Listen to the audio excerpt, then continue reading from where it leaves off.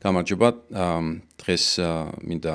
ერთ ნაწარმოებზე გესაუბროთ, რომელიც ფიქრობ ძალიან დაგვეხმარება იმისთვის, რომ გავიგოთ რა გვჭირს დღეს ჩვენ და ის რაც ჩვენთან ხდება, უკვე მომხდარა ნაცისტურ გერმანიაში და საბჭოთა კავშირის გამყარების დროს და შესაბამისად ძალიან ბევრი პარალელის აღმოჩენა შეიძლება იმ პროცესებთან, რაც მაშინ მინდიოდა და რაც დღეს ხდება სამწუხაროდ ჩვენთან. და ერთ-ერთი ნაწარმოები, რომელიც არის 1955 წელს დაწერილი მილტონ მაიერის ჟურნალისტის მიერ, გადმოცემს ნაცისტურ გერმანიაში მცხოვრები ადამიანების მოგონებებს იმასთან დაკავშირებით, თუ როგორ დამკვიდრდა ნელ-ნელა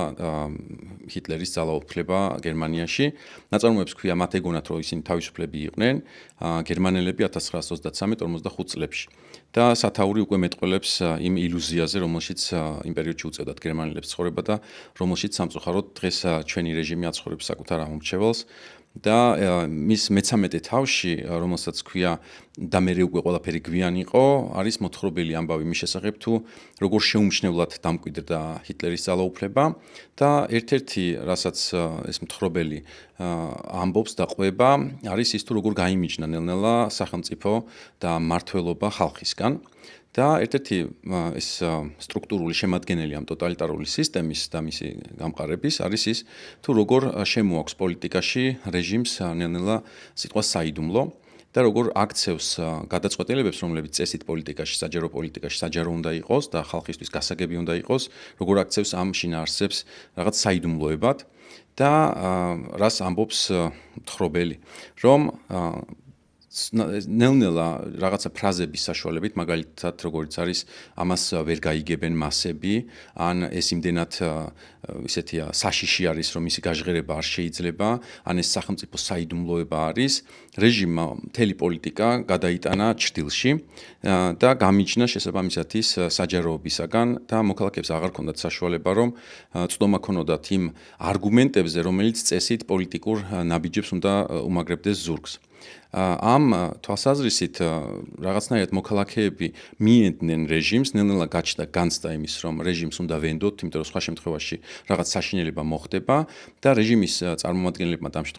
მათ შემთხვევაში ჰიტლერმა ყველაფერი იცის ალბათ და შესაბამისად ჩვენ არ გვაქვს უფლება, რომ დავეჭვდეთ მის ან ცოდნაში, ან პროფესიონალიზმში, ან პატრიოტიზმში. დღეს ჩვენ აქ ჩვენთან რასაც უყურებთ და თუ კარგად დააკვირდებით პროცესებს, აღმოაჩენთ, რომ ანალოგიურად რეჟიმმა ნელ-ნელა მთელი პოლიტიკა გადაიყვანა ჩრდილში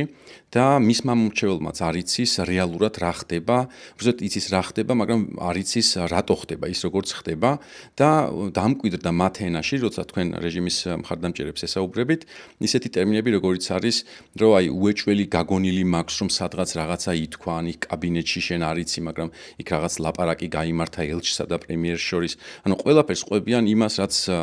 არსად არ დაფიქსირებულა და გვაიძულებენ ჩვენს და მოითხოვენ ჩვენგანაც, რომ რატომღაც უნდა ვენდოთ ამ ხმებს, რომელიც სინამდვილეში ჭორები არის. თავად რეჟიმს რო დავაკვირდეთ და რო არ თქვათ, რომ ეს უბრალოდ ჩვენი აღწერა არის რაღაცნაირი ილუზორული, უბრალოდ უნდა გავიხსენოთ, რაზე აქვს თქვათ დღევანდელ ქართულ ეგრეთ წოდებულ მთავრობას ნათქვამი დასაბუთებულად რატო აკეთებს იმას, რაც აკეთებს, ხო? ან ის აქტორები, რომლითაც ოპერირებს ჩვენი რეჟიმი, რომელი არის ცხადი, ხო? მაგალითად გლობალური ომის პარტია, რომლის არც არსებობა მტკიცდება და არც მათი ქმედებებისადმი არ იკითხება და არ იგუგლება კიდევაც მარტო საქართველოს ამოდის, როცა ამ ტერმინს გუგლავ. იგივე როგორც deep state-ი, რომელიც აბსოლუტურად განსხვავდება deep state-ის ამერიკული გაგებისაგან, რომელზეც თითქოს დონალდ ტრამპი აპელირებს ხოლმე საუბრის დროს. რაღაცა სატელეფონო ზარები, რომელიც განახორციელა ვიღაცა ევროკომისარმა და ამას წესით ვერასდროს ვერ გავიგებთ რა ითქვა და უნდა ვენდოთ პრემიერს, რომ ეს მან იცის სინამდვილეში რაც ითქვა ოთახში რომელიღაც ელჩის მიერ გაჟღერებული რაღაცა სიტყვა, რომელიც თითქოს გთხოვდა ჩვენ ომში ჩართვას და ისევ საჯაროდ ასეთი არც მოწოდება და არც არაფერი არ ფიქსირდება. შესაბამისად, ყველაფერზე ეს რაც ჩამოთვალე გეუბნებიან, რომ ჩვენ ვერ გავამჟღერებთ, უნდა გვენდოთ, რომ ეს ესე არის. და მაგალითად ერთ-ერთი ძალიან ცნობილი ეს დამალვის მცდელობა ეხება თავად ომის პარტიის შინაარს, თუ გახსოვთ, როდესაც კითხეს მას პრემიერს კობახიძეს ეგრეთ წოდებულს, რომ რა არის ომის პარტია და ცოტა მეც ხო არ გვეტყვით მის შესახებ, თქვა რომ მის შესახებ ისეთი საშიში ორგანიზაცია არის, რომ მის შესახებ მხოლოდ 20% შეიძლება ვიცოდეთ და ეგ 20% უკვე გვითხრა. და ესეც საკმარისად ბევრი იყო და 20%-ში იგულისხმება სახელი გლობალური ომის პარტია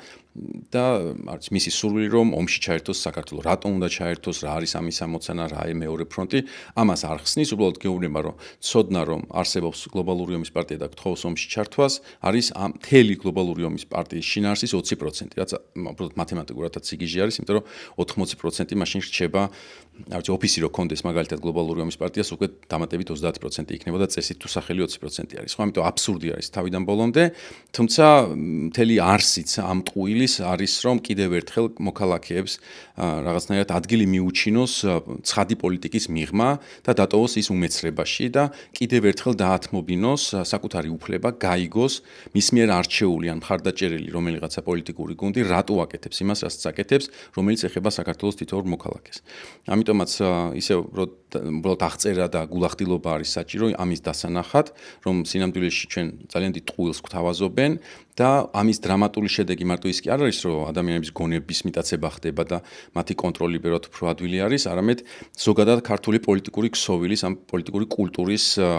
დაჩაჩანაკება და გამოფიტვა არის, იმიტომ რომ არ შეიძლება პოლიტიკა იყოს ფარული. მე მესმის რომ არსებობს რაღაცა საიდუმლო ან შეთანხმებები, ან ოპერაციები, რომელიც ალბათ ყველა სახელმწიფოს აქვს ამის უფლება რო აწარმოოს, მაგრამ საჯარო პოლიტიკა უნდა იყოს საჯარო და თუ ჩვენ დღეს რამე უნდა გავაკეთოთ და ამ შემთხვევაში ისე ვთქვათ ოპოზიციურ პარტიებს ყველაზე მეტად ეხება, მათ უნდა დააბრუნონ კულტურა, მოქალაქეების მონაწილეობის კულტურა პოლიტიკაში, მათ უნდა შეძლონ ამ უკვე ჩატეხილი ხიდის აღდგენა და თუნდაც მათმა ამომრჩეველმა უნდა იცოდეს ცხადად რა პოლიტიკური დინებები მიმდინარეობს, რომ არ გაჩნდეს განცდა, რომ ისევ პოლიტიკა ხდება სადღაც სხვაგან და მოქალაქე არის მის გარეთ. ყოველ შემთხვევაში დღეს პროტესტში მყოფი მოქალაქეებისგან ამ იმპულსს ხედავთ, რომ მათ აქვთ პრეტენზია იცოდნენ პოლიტიკის შესახებ ყველაფერი ისე როგორც არის. ცხადად, გაწერილად და ასე შემდეგ. მე დიდი იმედი მაქვს, რომ როგორც კი ამ დიდ ბრძოლას რაღაცა ლოგიკურ გარდატეხამდე მივიყვანთ, ეს პოლიტიკის თვისება ისევ დაბრუნდება პოლიტიკაში და მომავალი პოლიტიკა დაეფუძნება მოქალაქესა და მთავრობის ძალიან მჭიდრო კავშირს. დიდი მადლობა, კარგად გრძანდებოდეთ.